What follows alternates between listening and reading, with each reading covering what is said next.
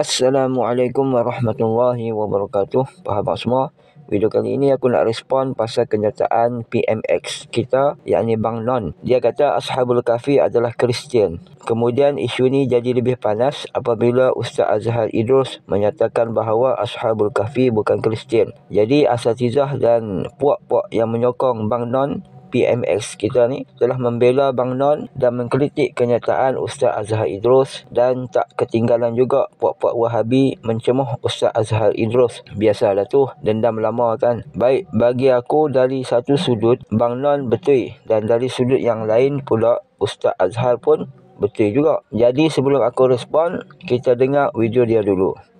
Allah menyebut dalam Quran, akan aku ceritakan kisah yang sebenar.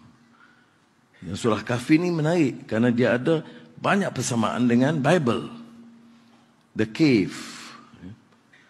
Nanti bila saya sebut macam ni, kita Anwar telah samakan Quran dengan Bible. Tahu pula aku nak jawab. Ini sebab saya kata pemikiran yang pelampau, dia tak dengar konteks. Dia ambil itu. Tengok, Anwar samakan semua agama. Oleh demikian tidak boleh diterima sebagai pemimpin negara ini. Baik. Baik. Tetapi yang saya sebut dalam cave, ke mana ada sejarah? Kerana sebenarnya sejarah dalam cerita cave Kahfi itu zaman Kristian. Tetapi diberikan nilai yang baik bahawa ada pemuda-pemuda masa itu Kristian. Jangan lupa. Kadang-kadang, tapi kalau saya kupas begini, orang Kristian kan senang kan? Kita gunakan dalam Quran kisah sejarah di zaman Nasrani, di mana anak muda itu diselamatkan kerana prinsip mereka yang kental. Akan kuceritakan kisah sebenarnya. Apa cerita sebenarnya? Innahum fityatun amanu bi rabbihim wa zidnahum huda. Anak muda dengan keyakinan mereka, dengan iman mereka, Allah tambah petunjuk kepada mereka. Mengapa? Kerana ini soal nilai, soal prinsip. Dia tidak terpukau dengan kuasa dan kezaliman dan penindasan dan penipuan, porak-poranda di luar. Dia pilih untuk selamatkan diri mereka kerana terpahat dalam hati sanubari mereka. Apa dia terpahat? Warabatna ala qulubihim. Terpahat di hati sanubari mereka. Hanya keyakinan dan kekuatan Allah yang menjadikan langit dan bumi. Saya tengok kalau Jaki mangguk, saya selamat. Baik. Jadi terpahat di hati sendiri mereka bahawa yang kuat, yang berkuasa itu sebenarnya Allah. Mana ini soal nilai, kita tekankan. Sebab tu bila saya sebut dalam Madani ini, ya pertumbuhan ekonomi, transformasi digital, energy transition, itu semua penting. Kerana kalau tidak kita bicara ini tentang nilai, kemudian tidak lakukan kerja, kita akan ketinggalan. Kita menang dari segi nilai, kalah dari segi teknologi dan transformasi digital. Jadi kita harus kembangkan keduanya. Tetapi mendasari itu semua adalah sistem nilai. Nilai ini dimulakan dari perpadi. Bukan nak mengutuk orang lain. Kamu harus baik. Kamu harus jangan rasuah. Ya. Tapi aku kumpul harta dah 100 juta. Kamu jangan rasuah. Kamu mesti hidup sederhana. Kurangkan makan gula. Itu saya sebut. Baik, dalam Quran tak adalah lafaz Kristian ni, sebab lafaz Kristian diambil dari bahasa Greek. Tapi dalam Quran disebut sebagai Nasara atau Nasrani. Asal usul lafaz Nasrani sebagaimana yang diterangkan oleh Al-Imam Al-Qurtubi dalam Al-Jami' lil Ahkam Al-Quran. Beliau berkata, mereka yang dinamakan demikian kerana disandarkan pada sebuah desa ataupun kampung yang bernama Nasirah. Nabi Isa pernah menetap sementara di sana. Maka dikatakan Isa An-Nasiri, yakni Isa yang pernah menetap di Nasirah. Ketika para pengikutnya dinisbahkan kepadanya, maka mereka dinamakan Nasara. Ini adalah pendapat Ibnu Abbas dan Qatadah. Pendapat lain menyatakan bahawa mereka dinamakan Nasara kerana sebahagian dari mereka menolong sebahagian yang lain. Sebahagian yang lain lagi berpendapat mereka dinamakan Nasara kerana perkataan Isa kepada mereka, iaitu siapakah yang akan menjadi penolongku, yakni Ansari, untuk menegakkan agama Allah. Para sahabat setianya berkata, kamilah para penolong, yakni Ansar agama Allah. Lihat dalam kitab Al-Jami' lil Ahkam Quran juzuk 2 halaman 157 hingga 160.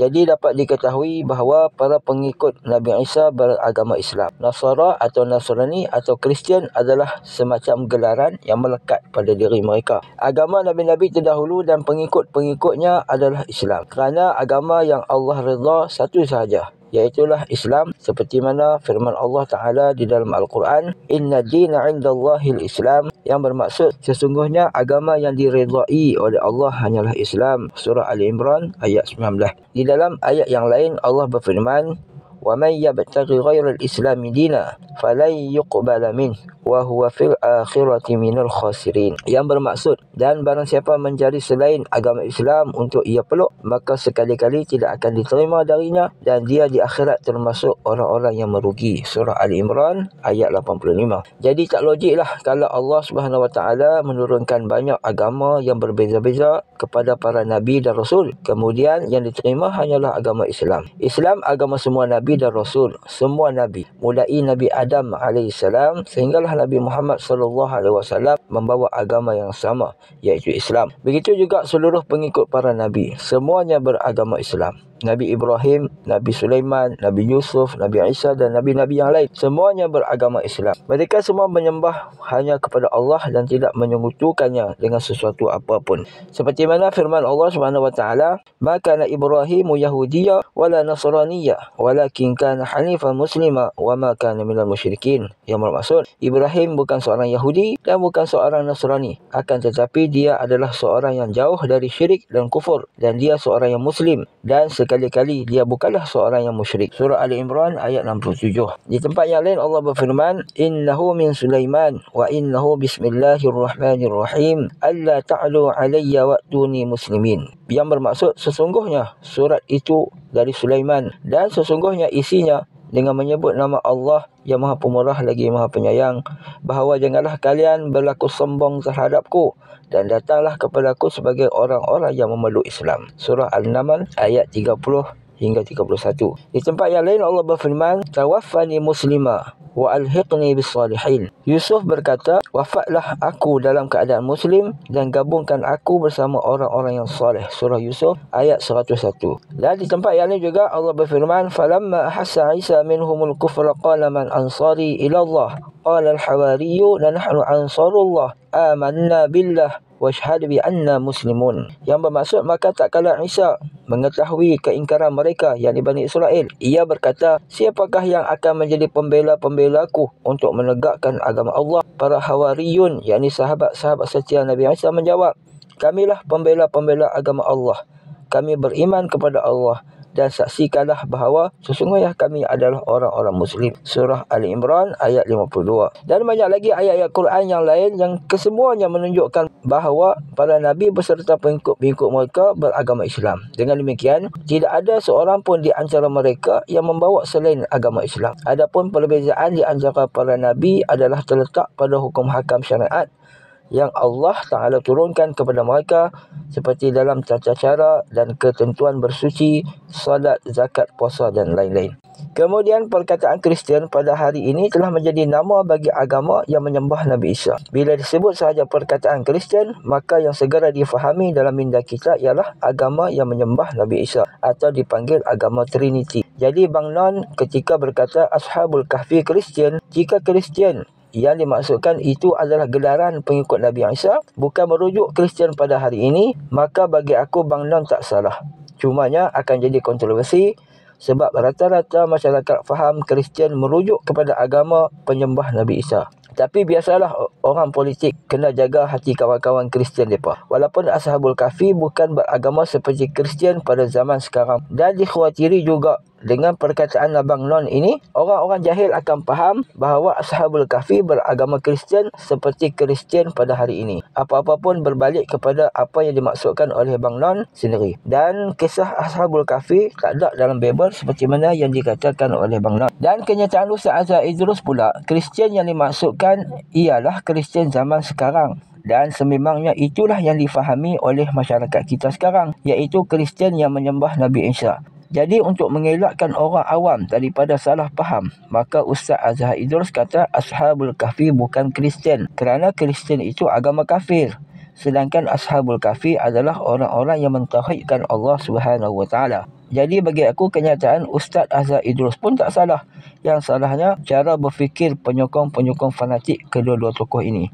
Ini hanya pandangan aku sahaja yang tidak menyebelahi mana-mana pihak. Walaupun aku tak minat dengan Bang Non ni. Okey, sekadar itu saja. Assalamualaikum warahmatullahi wabarakatuh.